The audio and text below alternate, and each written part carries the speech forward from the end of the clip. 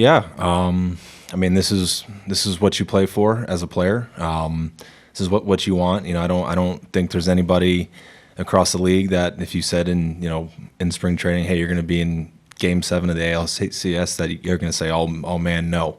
I think everyone's excited, so I'll look forward to it. Other questions for George? We'll go to John up front, or actually we go Shy right there, and then John. Hey, George.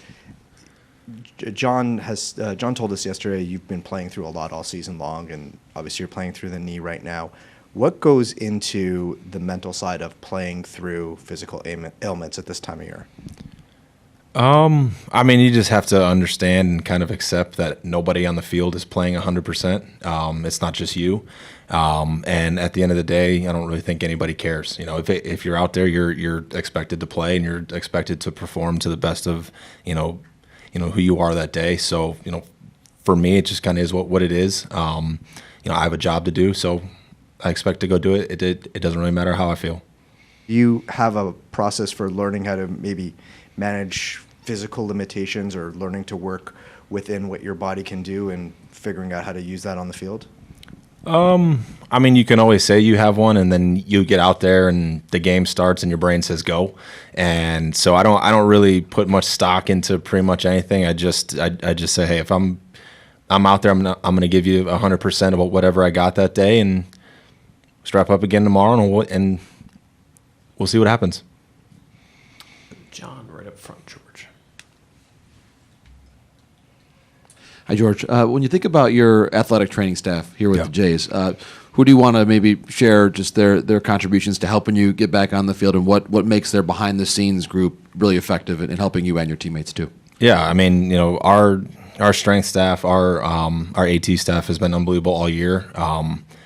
They work so hard all year round, and when you think about them, there's never a time where you walk in there and they say, hold on, I need 5 minutes. It's always okay. And it takes a lot to get just one player through 162 plus games, let alone a full team. So, I know for me, they get this old body ready to roll every single day.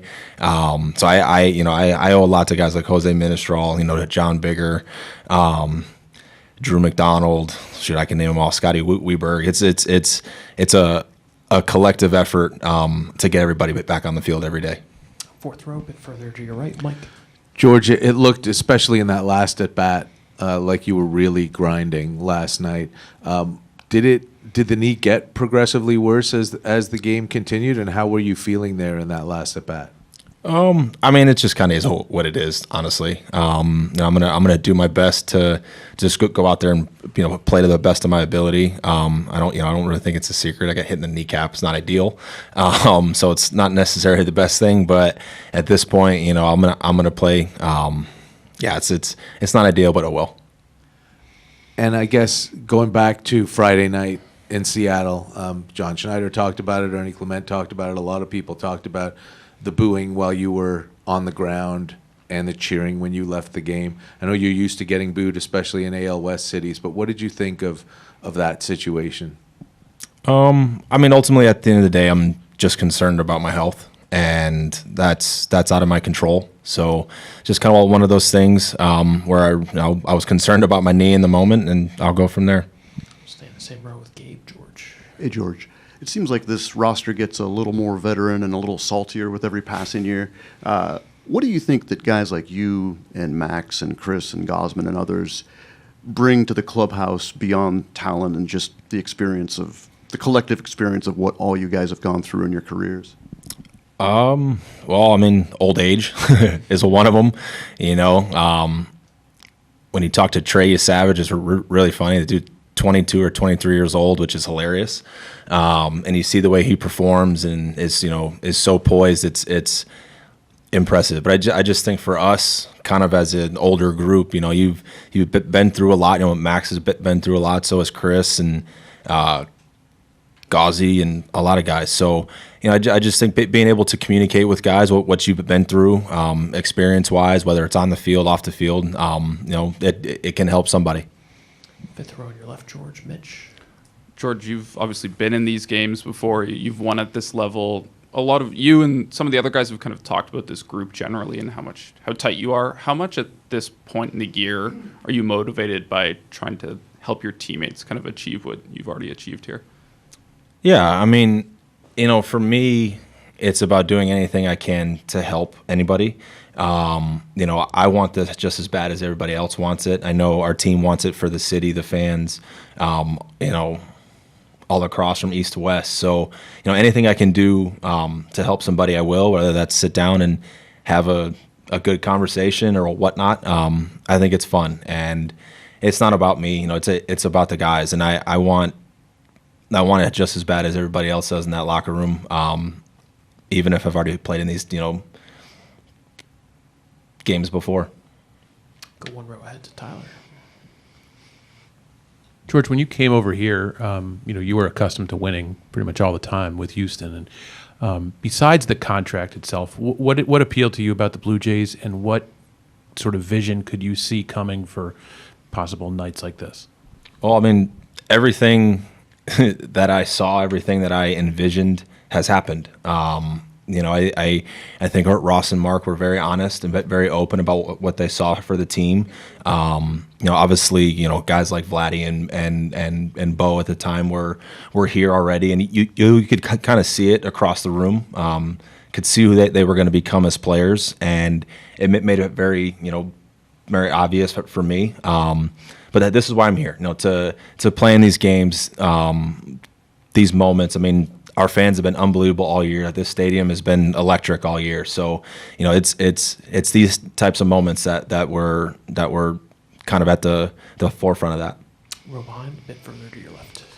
George, you have a lot of experience in these moments. What has it been like to watch some of the guys who hadn't been in the postseason much or at all before, like a Barger or Lucas or an Ernie Clement, not just keep playing well, but elevate their game in the postseason? Yeah, I mean, it's been fun, honestly. To watch guys, not get too big, not get too high or low. Just to kind of continue and doing what they've done all year has been a cool thing for me. To kind of sit there, because I don't go out on the field. That's for them. So I get to watch them grow and like learn and see all that. So obviously for guys like Addy, Ernie. It's been a special year, and I think everyone's starting to see who they are as a player. 2 rows ahead on your left, Rob. George, you've spoken about what it's like to participate in a Game 7. Remove yourself from it for a minute, and what do you think of a Game 7 in general in sports? What does it mean to be on that stage, to watch a game? I mean, I think it's awesome. I think it's as a player. It's what you play for. It's what you sign up for. And then obviously as a fan, you obviously know that both teams are going to go out and try and give it everything they got that day, because each one's backs up against the wall. And I think those are kind of the moments in sports that everybody likes. Those hectic moments, those fun moments. Right up front, George. Hey, George. Kirby's a pitcher that likes to pound the strike zone, as you know. What's the kind of challenge in facing that? And then for you guys, what's it like preparing for a game where you might have to face all of their starters in some form, Wu and Miller and Castillo all potentially being available off the bench as well? Yeah, I mean, he's one of the best in the game. He has been his whole career, and he has been again this year. So, you just have to take it one at bat at a time, adjust on the fly, and then obviously, I think for each team, I think everybody that is available. So you're going to know at some point, things that you wouldn't normally see during the year. A guy like Castillo or Bryce Miller might be getting loose in the bullpen. You have no idea. So you just have to take one at bat at a time and embrace it. Stay there with John. George, I know how proud you are of your family, and you now have a sister who's a head NCAA softball coach. I wonder, how do you and her sort of compare notes, and what do you learn from each other, and maybe how proud are you of her journey in the coaching profession? Yeah, she's extremely smart. She understands the game. I talk to her a lot. It's funny. I mean, kind of that brother sister stuff. She kind of gets on my case a little bit more than I would like her to, but it's all good. I watch her. I root for her. There's been some times during spring training where her team's actually in the area, so I get to go see her. So it's been fun. I'm very, very happy for her, and I couldn't be more excited to watch her grow as not only a human but a coach as well. Fourth row on your left, Jordan. George, having competed against Shane Bieber over the years and now getting to be his teammate, what stands out about him on the mound and then, of course, in the clubhouse? Yeah, I mean, he's super competitive, and he wants to win. He wants to do well. He critiques himself probably harder than he should.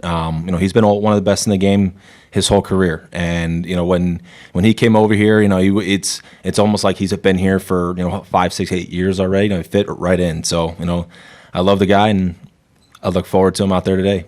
A few last ones. Mike on your right, the fourth row. First of all, George, what does your sister get on your case about? Everything. Everything a little sister could possibly get on my case about, she gets on my case about.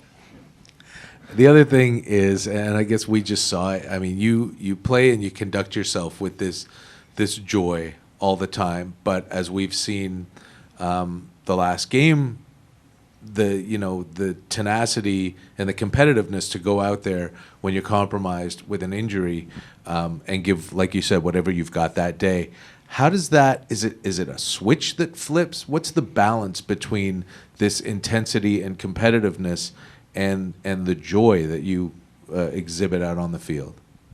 Man, I just think, for me, it's a game, and I love to play the game. The game is so much fun. All these moments, the times on the buses, the planes, the hotels, how close you are to all you want to say friends and family on this team. It makes it easy to go out and play and to have fun. But at the same time, you can never lose that competitive fire. And for me, I don't really know how to explain it. Just kind of one of those things where, I tell Schneider every day, don't worry about me. Once the game starts, I'll be good. I don't know how or what. It's just one of those things where I know I have a job to do from pitch one to the last one, and then we flip it off and we see what happens. The two last ones, David in the back right corner. Hey, George, you mentioned Vladdy earlier. You've had a front row seat to watching him grow up and essentially become a man. When you think back to a young Vladdy to now, what stands out the most about his growth? Man, he has become everything that I thought he would become, and he's only gonna get better, which is scary. I mean, the dude's 26 years old. He's still learning. He's still adapting to situations, still trying to figure stuff out. But I think the way he handles it, he handles himself with such class. He handles himself with grace. He's always willing to learn. He's a guy who will literally give you the shirt off his back. And whenever you have a guy like that in your locker room, it means the world to us. And I just think, as a human, a friend, a guy, he's just an unbelievable human being. Two last ones, Shy, and then we'll go over here, Shy. George, I was going to ask about Vlad as well, just maybe from a bit of a different perspective. Having been through some of the expectations as he's had to carry in Houston, what do you appreciate about the way that he's handled all the expectations around him and then in this postseason found a way to really perform at a peak level? Yeah, I think with Vladdy, one of the things that gets lost is, how young he actually is as a human being, but he cares so much about everybody around him that's what makes him great. And whenever you get a guy like that, again, he's earned every bit of whatever he's got. He's kind of shown the world a little bit who he is as a player and what guys see and hear every day. He knows what weight's on his shoulders, and he's kind of embraced it. But at the same time, he'll say it all the time. He couldn't be here without all of us, and that's a cool thing. He genuinely loves the city. He loves this team, that this organization. So it's a special thing to have a guy like that. We'll finish up in the last row on your left. Game 7 is exciting and dramatic enough. How much does it help to be playing at home? Yeah, I mean, these are our fans. This is a electric environment. It's been fun all year round. I know the city, has wanted this for a long time. So, to be here, to be on our turf, quite literally on our own turf, is exciting. And I know guys kind of look forward to that first pitch. George, thanks so much. It's much appreciated. All right. Good luck tonight. We'll get started with John. We'll start right up front to your left. Hey, John, good to see you again. Likewise. All right, 30 plus years the country has been waiting for this moment. Do you not think it's absolutely incredible for us to be winning this at home? To do this at home must be absolutely special. And are you able to enjoy the game and take this all in at the same time as doing what you normally do? Yeah, I mean, I think it is. You try to keep that close to you, right? The time it's been since we've been in this situation. And I've always said you take a few seconds probably right before the game to enjoy it and to think about it, and then you kind of have to go do your job. But again, a chance to win a game at home in front of these fans to go to the World Series, I think is everything that we play for and everything that our fans deserve. Third row on the right, we'll go to Mike. John,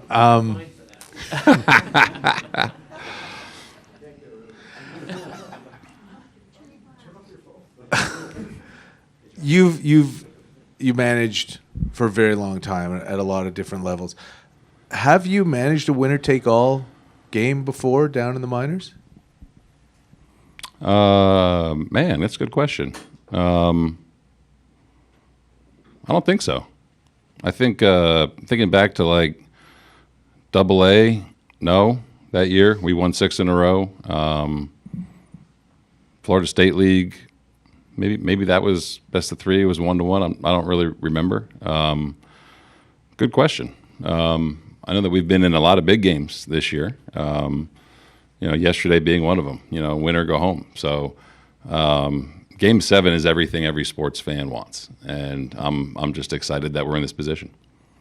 Clearly, this one will make more of an impression on Yeah. you if you've been in one before. But is today different for you than yesterday? Because they're both, win or leave, but you get another crack at it now, and somebody's season's going to end tonight. Yeah, I think, that makes it a little bit different. It doesn't change what we have to do, but yeah, it's a little bit different than it was yesterday. I was talking about that earlier with some guys. But you have to come out and play your game. You know what I mean? I think the team that can do that the quickest probably, gets off to a good start. But yeah, it's a little bit different for sure, knowing that you have to win this game. Other questions for John? Go to Jamie on your left. John, to many people, the acquisition at the deadline of Shane Bieber was surprising. It feels now like the organization had all of this in mind at the time of that acquisition. Is that what you guys were thinking when he was acquired from Cleveland? Just whether or not he might be in position to pitch to what is now the biggest game of the year? Yeah. To be honest, we were thinking about kind of mapping out probably anywhere between 5 to 7 starts he would make in the regular season and try to take advantage of those to hopefully get us in position to be in the postseason. And then if you do, then you have a guy that is ready for the moment. I've said it before. I think when we acquired Biebs, it wasn't a quiet move, but it was kind of a underwhelming move in the moment, like on that deadline day, because he wasn't going to be pitching in the next 5 days for us. So this is what we had in mind, to where it's another why we went to a 6-man rotation at times, and kind of built that around Shane and his comeback and his timeline to get back to us. So this is kind of what we had in mind, having another guy that can pitch in big games. Yes, we'll get you the microphone. John, a lot of former players, have been here this week. They've thrown out ceremonial first pitches. You got a guy, Ricky Romero, said he's flying in for the game. What does it mean to have sort of the support of former players in the organization still in and around the ballpark? It's cool. They all have done a really good job. Combined velocity of about, 200, I feel like. They're all throwing the hell out of the ball. But I think it's cool for the fans to kind of see guys that have been here, most recently in this spot, in this postseason atmosphere. And I've known Rick since I played with him in the minor leagues, and he loves his team. I think it's cool that everyone is kind of grasping onto and supporting this group and understanding, what it means to play in the postseason here in Toronto. It's a pretty special feeling. Fourth row straight ahead, Gabe. Hey, John. What kind of examples has George set in kind of the 3 phases he's had here when he came here and you guys are suddenly on the come up, and then the struggles and injuries and stuff, and then this year with just getting back to what he can be, and of course playing through what he's been playing through the last few days? Yeah, it's funny, man. When we signed George, I think the draw was to help some younger guys that we already had here, a guy that had been at the highest level of the game and won. And then you go through a down year last year for him and for us, and then how do you navigate that? How do you come back from that? And then he's done a phenomenal job, in terms of performance and in terms of what he's done to our clubhouse. And you want guys like him to have, some experience in these situations to help guys around him. With him, I kind of single out him and Max because they've been there. And what he's done this year performance-wise, kind of just, he's kind of set the tone of who we are. I've said this earlier in the year, this team has an identity, more so than any team I've been a part of. And not that we didn't in years past, but I think that George does a phenomenal job of leading by example, but also talking about what we stand for. And then when he does it, everyone else kind of has to fall in line. Fifth row on your right, Shy. John, I guess similar to the point you just made there, the fact that he has that 9-pitch at bat leading off the game yesterday, and then clearly looking physically compromised over the course of that game, but he's still out there, still grinding. Just and then is matter of fact about it, doesn't make a big deal of it. How does that fit into what you were just saying there? Yeah, I think that's kind of, it's not just him, it's kind of everyone, feeling it physically. And I think when one guy kind of opens up that door to complain, everyone can, I think that he's doing a very deliberate job of not complaining. And again, that's another way to set a standard. So it's, everyone's feeling it right now, but we always joke, everyone's feeling it, but no one cares. No one cares. You got to go out and you got to get it done. And with Shane, this will be the 3rd time I believe he's pitched on regular rest since you guys got him. Is there anything that you can learn from the past times that helped him optimize physically for a start, and then anything that allows him to maybe get the slider a bit sharper, the curveball with the type of bite it had the last time out? Thinking back to his other outings on regular rest, I thought his stuff was just as good, if not a little better.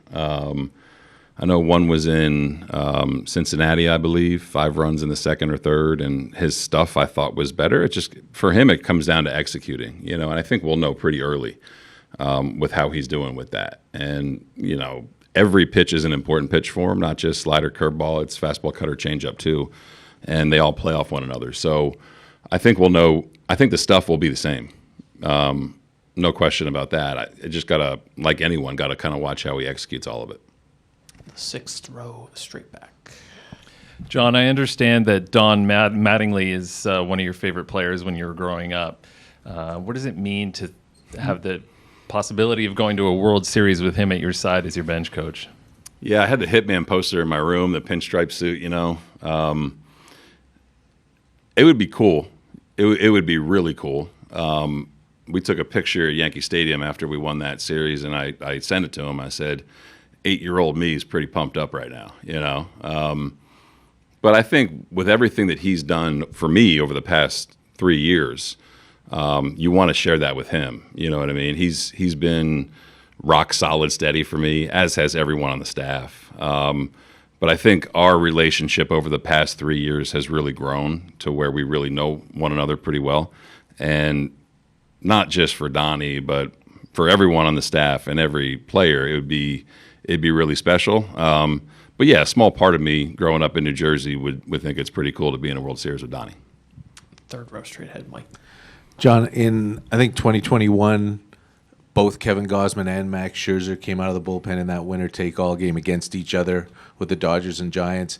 I know you've got everybody available, but does the fact that they did that help you sort of plan out what might be available tonight? Yeah, I think the fact that they've done it is important. I think the fact that they're veteran guys is important too. Again, it's not set in stone where we may use either one of them, but I think knowing that they're going to be mentally and physically ready if we do call on them is very comforting. And what's the process, I guess, you guys plotting that stuff out? Obviously, the game is going to take you where it takes you, but that you have everyone available, but also knowing that they have everyone available and that you might face anybody on that Mariners roster. Yeah, that's the beauty and the angst of Game 7. You know, you're looking for any opportunity really, and you have to be ready for everyone they're going to throw, like they do for us. So you're trying to capitalize as much as you can in any situation that you get some traffic or any situation you can put a good swing on a mistake. So again, I think that trying not to manage based on what they're doing, trying to stay present in the moment with what we need to do. I know pitching gets a lot of the attention in games like this. We need to score. You know, we need to be who we are offensively and hopefully set the tone to where we can do what we want pitching-wise. Do a couple last ones. Aaron in the last row on your left. Hey, John, you've seen enough of George Kirby over the years to know how much he's in the strike zone, and that could lead to him getting hit around a little bit, or it can lead to just really quick outs, and he can settle into a groove pretty early on in a game. How does your lineup have a kind of a collective approach with that dual-edged sword that can happen when facing Kirby? Yeah, I feel like that's been the kind of the way the series has gone. You know, with our offense and their pitching, they're pretty similar. They all have good stuff, and they're all coming right after you. So we got to continue to be who we are. We got to understand each situation that pops up. What does it call for? Does it call for moving a guy? Does it call for working in a bat? Does it call for trying to do some damage? So it's interesting for sure. You know, because any one of their guys can punch guys out. They can get on a roll. You saw Game 1 unfold the way it did, you know, and then every game has been a little bit different. So we have to be ready to be aggressive, but at the same time, watch what he's doing, you know, and that to me is the cat and mouse game a little bit. I think once you get into the bullpen, you know how they're going to kind of attack you, and you got to be pretty specific with pitches you're looking for. But it's an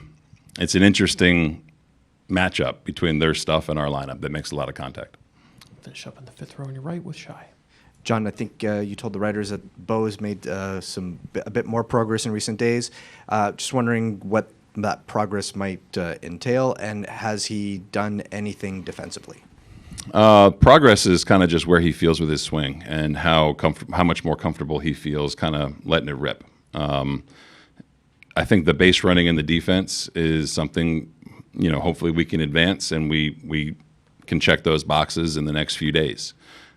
He's done some light stuff, but hasn't been like full go at short, and not back on the bases yet. But the running is picked up in the outfield, just in terms of the intensity and the build up, or the length of it, to be perfectly honest. So yeah, we'll see how he goes over the next couple days. Hopefully we can stick around long enough and he can get back to us.